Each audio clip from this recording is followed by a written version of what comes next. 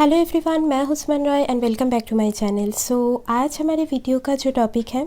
वो राहु केतु का नवमशा चार्ट के प्लेसमेंट के ऊपर रहेगा। मतलब राहु अगर आपके नवमशा चार्ट के सेकंड हाउस में और केतु 8th हाउस में प्लेस्ड है तो उसके अकॉर्डिंग आपको कैसा रिजल्ट मिल सकता है उसके बारे में हम लोग आज डिस्कस करेंगे। बट उससे पहले अगर अभी तक आप लोगों ने मेरे चैनल को सब्सक्राइब नहीं किया है then please subscribe to the astro Vidyalaya channel and also press the bell icon ताकि इस चैनल से रिलेटेड कोई भी वीडियोज़ आप मिस ना करें। और अगर आप मुझसे कोई भी पर्सनल कंसल्टेशन लेना चाहते हैं तो अभी आप लोग डिस्क्रिप्शन सेक्शन में चले जाइए, वहाँ से आपको सब डिटेल्स मिल जाएगा। और अगर आपको ये वीडियो थोड़ा सा भी इन्फॉर्मेटिव लगे देन एक लाइक कर दीजिएगा। कमेंट में अपना ओपिनियन ज़रूर बताइए कि वीडियो कैसा लगा, और वीडियो को जो लोग एस्ट्रोलॉजी फॉलो करते हैं उन लोगों के साथ ज़रूर शेयर कीजिएगा। हमेशा खुश रहिए, यही प्रार्थना के साथ डिस्कशन पे चलते हैं।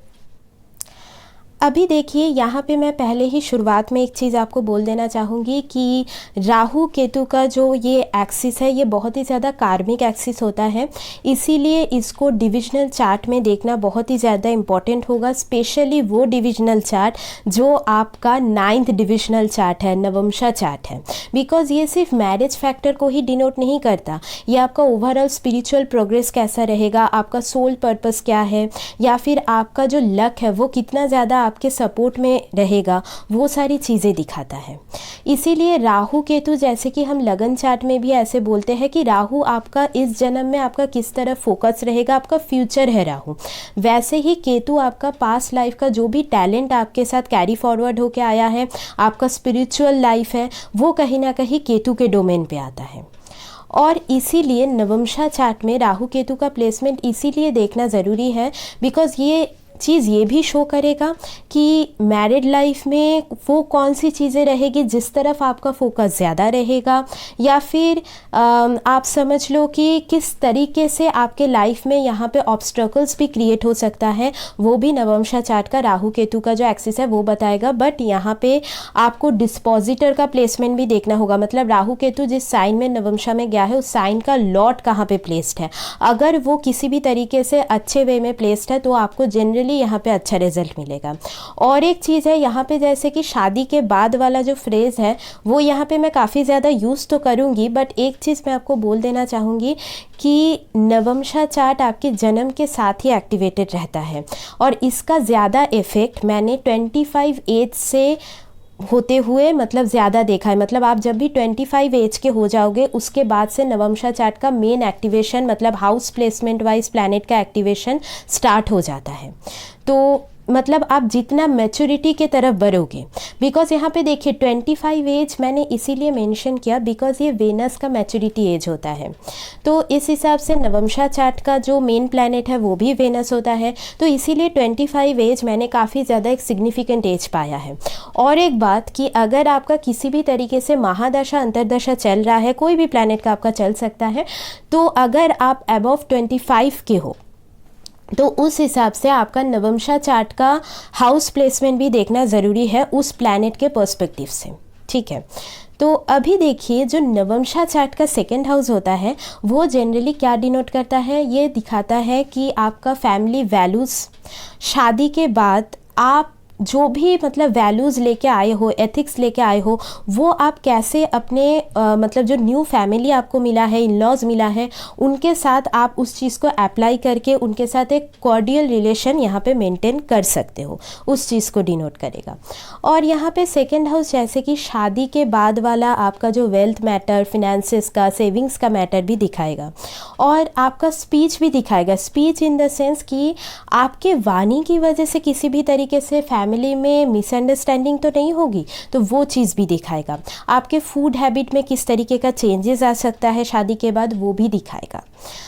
और 8th हाउस जो कि मैरिज लॉन्जिविटी को डिनोट करेगा, सेकंड हाउस भी लॉन्जिविटी को दिखाता है, मैरिज लॉन्जिविटी को। इसीलिए हम बोलते हैं कि लगन चार्ट में भी अगर 2-8 एक्सिस में किसी भी तरीके से मैलिफिक प्लैनेट का इन्फ्लुएंस आ गया तो ये फर्स्ट मैरिज का जो लॉन्जिविटी है वो क्वेश्चनेबल हो जाता है।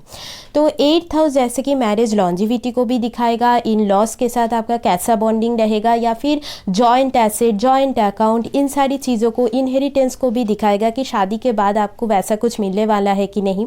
और नवमशा चार्ट का जो 8th हाउस होता है ना वो बहुत ज़्यादा इम्पॉर्टेंट होता है आप आपके ओवरऑल मतलब कपल के बीच इंटीमेसी वाला बॉन्ड कैसा रहेगा, वो देखने के लिए नवमशा चार्ट का 8th हाउस देखना बहुत इंपॉर्टेंट होता है लगन चार्ट के साथ साथ। अगर नवमशा चार्ट का जो 8th हाउस है वो किसी भी तरीके से या फिर 8th लॉट बहुत ज़्यादा यहाँ पे ख़राब हो चुका है, तो कपल के बीच में जो फिज़िकल इंटीमेसी वाला बॉन्ड होता है उसमें काफ़ी बार प्रॉब्लम्स आती हैं और सडन प्रॉब्लम्स होती है ये, ठीक है। अभी देखिए, अगर राहु सेकेंड हाउस में नवमशा चार्ट का है तो इस हिसाब से ये डिनोट करेगा कि फर्स्ट ऑफ ऑल आप ना फैमिली के साथ हमेशा एक मतलब कॉर्डियल रिलेशनशिप ही मेंटेन करना चाहोगे किसी भी तरीके से, और यहाँ पे आपका जो स्पीच होगा ना वो बहुत ज़्यादा इन्फ्लुएंशियल हो सकता है। बहुत लोग आपके स्पीच के थ्रू आपकी तरफ अट्रैक्ट हो सकते हैं, बट अगेन अगर राहु यहाँ पे नेगेटिवली काम कर रहा है तो आपका स्पीच कहीं ना कहीं थोड़ा सा मैनिपुलेटिव काइंड ऑफ हो सकता है। मतलब आप मैनिपुलेटिव वे में किसी भी तरीके से फैमिली मेम्बर से कुछ काम निकालना हो गया, ऐसा टाइप ऑफ भी आपका यहाँ पे सोच रह सकता है। यहाँ पे जनरली सडन यहाँ पे आपका जो इनकम है, वेल्थ है, वो शादी के बाद इंक्रीज़ हो सकता है, बट वही राहु का जो नेचर है जो कि अनयूजुअल होता है, जो कि अनप्रेडिक्टेबल होता है, इल्यूजन पैदा करता है, तो वही सारी चीज़ें रहती हैं। तो इसीलिए कभी कभी अगर जो भी सडन आपको मनी ग्रोथ मिला उसका कभी कभी यहाँ पे सडन डाउनफॉल भी आपको नज़र आ सकता है। स्पेशली केतु जैसे कि नवमशा में 8th हाउस में चला गया तो एक सडन ब्रेक या फिर सडन कुछ यहाँ पे चेंज या ट्रांसफॉर्मेशन केतु देने के लिए ही वहाँ पे बैठे हैं, और वो थोड़ा सा हिडन वे में भी वो ट्रांसफॉर्मेशन आएगा, बट उसका मतलब यहाँ पे कहीं ना कहीं आपका सिक्स सेंस काम कर सकता है कि कुछ ट्रांसफॉर्मेशन आने वाला है, बिकॉज यहाँ पे केतु आपका इंट्यूशन है, और ये अगर पॉजिटिवली काम कर रहा है तो आप इंट्यूटिवली जान पाओगे कि कुछ बहुत बड़ा चेंज आने वाला है। बट यहीं पे डाउनफॉल नहीं भी हो सकता है, मतलब सपोज पर्सन को मतलब शादी के बाद बहुत ज़्यादा यहाँ पे फाइनेंशियली मतलब इनको डेवलपमेंट मिला तो, और कभी भी उनका फॉल नहीं हुआ, तो ये कैसे होता है? अगर आप जो भी मनी इनकम है वो यहाँ पे कुछ भी इलीगल वे में नहीं कर रहे हो, मतलब किसी को चीट करके मनी ले लेना, इनकम कर लेना, शॉर्टकट वे में इनकम कर लेना, ऐसा प्रोसीड्योर अगर आप नहीं अपना रहे हो तो यहाँ पे जनरली डाउनफॉल कम ही नज़र आता है। अभी देखिए यहाँ पे जैसे कि मैं बोल रही थी कि ऐसा भी हो सकता है कि राहु का प्लेसमेंट अगर किसी भी तरीके से यहाँ पे बहुत ही ज़्यादा एफ्लिक्शन में चला गया, ख़राब साइन में प्लेस्ड है, नीच के साइन में, जैसे कभी कभी सैजिटेरियस भी राहु के लिए फेवरेबल साइन नहीं होता, तो यहाँ पे ऐसा भी हो सकता है कि आपका जो मनी है, आपका जो यहाँ पे आपने कुछ हार्डवर्क करके मनी इनकम किया है तो वो कोई दूसरा लोग ले जाए, मतलब आप ही के साथ किसी ने चीट कर दिया। तो इसीलिए फाइनेंशियल ट्रांजैक्शन में आपको बहुत ज़्यादा यहाँ पे केयरफुल रहने की ज़रूरत है, स्पेशली जॉइंट अकाउंट वगैरह के टाइम पे भी, बिकॉज केतु आपका यहाँ पे 8th हाउस में है, तो ये चीज़ आपको हमेशा दिमाग में रखना होगा। अभी देखिए राहु यहाँ पे जैसे कि 2nd हाउस में है तो लॉटरी वगैरह से भी यहाँ पे आपको सडनली गेन मिल सकता है, फॉरेन सोर्सेज से भी आपको इनकम आ सकता है, बिकॉज राहु फॉरेन एलिमेंट है, तो फॉरेन सोर्सेज वगैरह से इनकम आना या फिर 2nd हाउस से रिलेटेड कोई भी काम से भी आपको यहाँ पे इनकम आ सकता है, जैसे बैंकिंग हो गया वो चीज़, या फिर आपका फेस भी डिनोट करता है 2nd हाउस, राइट, तो उसी के थ्रू मतलब आपका जो फेस वैल्यू है उसके थ्रू भी आपका यहाँ पे मनी अर्न हो सकता है। मतलब देखिए राहु अगर 2nd हाउस के नवमशा में है तो आपका जो मनी का फ्लो रहेगा वो उसमें बहुत ज़्यादा अनयूजुअलिटी रहेगा और थोड़ा सा हिडन फैक्टर भी यहाँ पे एडिड रहेगा,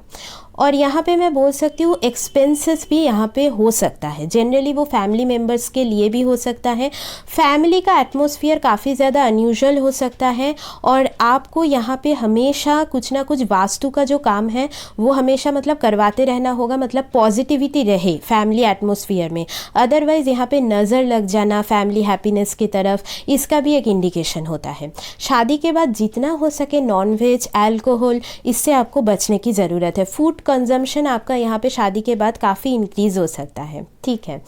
और यहाँ पे जनरली फैमिली के साथ जैसे मैंने पहले ही बोला रिलेशनशिप आप एक प्रॉपरली मेंटेन करना चाहोगे, बट कुछ ना कुछ सडन इवेंट्स की वजह से इधर फैमिली से आपको दूर जाना पड़ सकता है, इन लॉज से दूर जाना पड़ सकता है, या फिर किसी भी तरीके से सेपरेशन वगैरह भी यहाँ पे हो सकता है।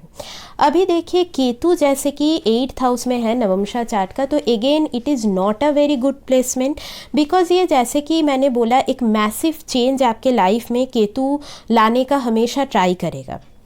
और ये मैरिज लॉन्जिविटी के लिए भी बहुत अच्छा नहीं होता। हाँ, यहाँ पे अगर उसका लॉर्ड अच्छा है देन बात अलग है, बट जनरली ऐसा हो सकता है कि एक मैसिव चेंज के बाद आपके अंदर स्पिरिचुअल फैक्टर बहुत इंक्रीज हो जाए, बिकॉज जनरली क्या होगा कि शादी के बाद आपका मतलब मेन फोकस जैसे कि मेटेरियलिस्टिक फैक्टर की तरफ, सेविंग्स की तरफ, वेल्थ की तरफ ज़्यादा हो सकता है, बट आपको इस जन्म में शादी के बाद आपका जो मेटेरियलिस्टिक फैक्टर है और स्पिरिचुअल फैक्टर है, इन दोनों को ही बैलेंस करके चलने की ज़रूरत पड़ेगी, तो ही आपका जो मैरिज है वो यहाँ पे अच्छे से चल पाएगा।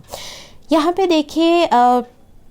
आपको यहाँ पे मैं जनरली बोलूँगी कि कुछ ना कुछ स्पिरिचुअल रेमेडीज़ या फिर स्पिरिचुअल जो भी योगा है, प्राणायाम है, वो करते रहिए, स्पिरिचुअल किताबें पढ़ते रहिए, बिकॉज आप लोग रिसर्च करने की भी एक क्वालिटी आपके अंदर होंगी। आप जो भी अननोन सीक्रेट है उसको भी जानना चाहोगे, एस्ट्रोलॉजी की तरफ भी आपका काफ़ी ज़्यादा इंक्लाइनेशन होगा, तो ये शादी से पहले भी आप कहीं ना कहीं फील करोगे। और यहाँ पे इन लॉज से कुछ सडन मतलब डिटैचमेंट आप समझ लो, या फिर सडनली कुछ सेपरेशन आ जाना, उनके लाइफ में सडनली कुछ प्रॉब्लम्स आ जाना जो आपके मनी फैक्टर को यहाँ पे अफेक्ट कर सकता है, इसका एक इंडिकेशन है। आपको अपना और अपने पार्टनर का हेल्थ के ऊपर भी काफ़ी ज़्यादा ध्यान रखने की ज़रूरत है। कभी कभी ऐसा हो सकता है, देखिए केतु एक बहुत ज़्यादा स्पिरिचुअल प्लैनेट है, अभी वो मटेरियलिस्टिक चीज़ों को मतलब उतना ज़्यादा उसके ऊपर उसका ध्यान नहीं होता, तो अभी देखिए इंटीमेसी फैक्टर में यहाँ पे वही चीज़ थोड़ा काम कर सकता है, मतलब काइंड ऑफ डिटैचमेंट, या फिर अगर सोल कनेक्शन नहीं है पार्टनर के साथ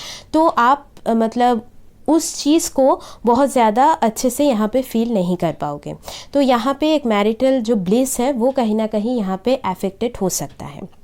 देखिए राहु केतु ये जो प्लैनेट है ये जनरली आपके ग्रैंड पेरेंट एंसेस्टर्स को भी डिनोट करता है, तो इसीलिए 2/8 एक्सिस में जाना, उनका भी कुछ पेंडिंग कर्मा यहाँ पे जुड़ा हुआ है, आपके वेल्थ मैटर से समझ लो, फैमिली लिनिएज से समझ लो, तो आप उनके तरफ एक ग्रैटिट्यूड शो कर सकते हो, जैसे कि कोई भी रिचुअल करके, मतलब जैसे कि जो अमावस्या के टाइम पे जो भी आपके एंसेस्टर्स हैं उनके तरफ आप थोड़ा ग्रैटिट्यूड यहाँ पे शो करो तो यहाँ पे अच्छा रहेगा। और यहाँ पे जनरली केतु जैसे कि 8th हाउस में है, तो थोड़ा बहुत ना मतलब बहुत ज़्यादा आर्गूमेंट्स को अवॉइड करके जितना हो सके थोड़ा सा सरेंडर करने की आप कोशिश करो मैरिड लाइफ में, तो यहाँ पे आपका जो बैलेंस है, जैसे कि जो मटेरियलिस्टिक और स्पिरिचुअल लाइफ का बैलेंस है वो यहाँ पे मेंटेन्ड होगा। ठीक है, और यहाँ पे जनरली मैं ऐसे भी बोल सकती हूँ कि केतु अगर 8th हाउस में है तो कभी कभी ये जनरली होता है कि पाइल्स रिलेटेड इशू, या फिर कभी कभी आपका कुछ भी जो इंटीमेट जो ऑर्गन्स है उसमें कुछ इश्यूज़ हो जाना, तो ये भी यहाँ पे थोड़ा बहुत शो करता है। और यहाँ पे जनरली आपको बहुत ज़्यादा मतलब अगर आप व्हीकल ड्राइव कर रहे हो तो बहुत ज़्यादा केयरफुली ड्राइव करने की ज़रूरत है। अगर केतु बहुत ज़्यादा एफ्लिक्टेड है तो सर्जरी वगैरह तक भी यहाँ पे हो सकता है, तो आपको बहुत ज़्यादा केयरफुल रहने की ज़रूरत है। और कभी कभी यहाँ पे हाइट्स वगैरह से भी आपको केयरफुल रहने की ज़रूरत होगी। यहाँ पे पार्टनर का जो वाणी या स्पीच होगा वो बहुत ज़्यादा स्ट्रेट फॉरवर्ड हो सकता है, तो मतलब देखिए मेनली राहु आपके 2nd हाउस में, केतु आपके 8th हाउस में, तो यहाँ पे स्पीच का फैक्टर, डाइट का फैक्टर बहुत ज़्यादा मैटर कर रहा है शादी के बाद। तो इन सारी चीज़ों को अगर आप बैलेंस करके चल पाओ, बिकॉज आपको पता चल रहा है कि यहाँ पे प्रॉब्लम्स आ सकती है, तो अगर आप खाने के मामले में थोड़ा यहाँ पे रूटीन मेंटेन कर लो तो यहाँ पे जो मैंने प्रॉब्लम्स बोली पाइल्स वगैरह की, तो वहाँ से आप बच सकते हो। ठीक है, या फिर अपने वाणी को थोड़ा कंट्रोल कर लो, बिकॉज पार्टनर का भी स्पीच वैसा ही होगा। या फिर आपको ना कभी कभी केतु 8th हाउस में होने से ऐसा भी होता है थोड़ा बहुत आइसोलेटेड या लोनलीनेस फीलिंग आना, या फिर आपका जो पॉइंट ऑफ व्यू है वो आपके जो भी फैमिली मेम्बर्स है उनसे काफ़ी ज़्यादा अलग होना, आप उनको अच्छे से समझ नहीं पा रहे हो, वो आपको अच्छे से समझ नहीं पा रहे हैं, तो यहाँ पे कुछ ना कुछ कन्फ्लिक्ट आ जाना इस चीज़ का भी एक इंडिकेशन होता है। बट जनरली केतु जैसे कि आपका पास्ट लाइफ का कर्मा भी डिनोट करता है, या फिर आप समझ लो कि जो भी पेंडिंग कर्मा है ना वो हम केतु के साथ भी बहुत ज़्यादा एसोसिएट करते हैं, तो इन लॉज के साथ या फिर उनके थ्रू जो भी इनहेरिटेंस है उसके साथ भी कहीं ना कहीं आपका कुछ पेंडिंग कर्मा लिंक्ड है बहुत ज़्यादा। तो यहाँ पे 8th हाउस का लॉर्ड कहाँ पे गया है, किस साइन में गया है, वो चीज़ यहाँ पे स्टोरी को यहाँ पे फुल्ली आपको बताएगा।